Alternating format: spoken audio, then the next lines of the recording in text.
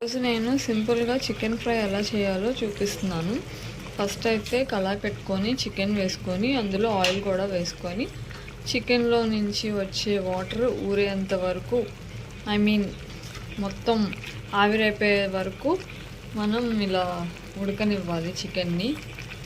ఈ రెసిపీ మనం మీడియం ఫ్లేమ్లోనే కుక్ చేసుకోవాలన్నమాట, ఎందుకంటే చికెన్ మంచిగా కుక్ అవుతుంది.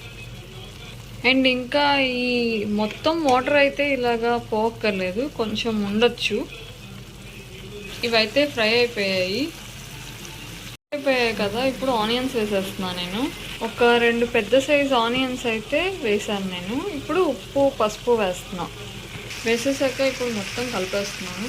కొంచెం ఆనియన్స్ సాఫ్ట్ అయ్యేదాకా మనం ఫ్రై చేసుకోవాలన్నమాట. ఇప్పుడు మనం అల్లం వెల్లుల్లి పేస్ట్ యాడ్ చేసుకోవాలి. 2 స్పూన్స్ వేసుకున్నాను. ఇప్పుడు ఇందులోనే కారం, ఇంకా ధనియాలు, జీలకర్ర, చెక్క, లవంగం, ఇలాచి అవన్నీ పౌడర్ చేసి పెట్టుకున్నాను. అవి వేసుకోవాలి. 2 స్పూన్స్ వేసేసుకున్నాను కదా. ఇప్పుడు తిప్పేస్తాం మొత్తం.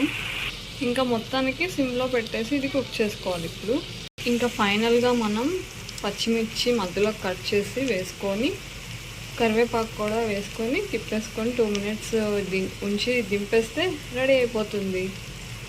ఫైనల్లీ చికెన్ ఫ్రై అయితే రెడీ అయిపోయింది. ఈ వీడియో కనుక మీకు నచ్చితే లైక్ చేయండి, షేర్ చేయండి అండ్ రెసిపీ ట్రై చేసి కామెంట్ చేయండి.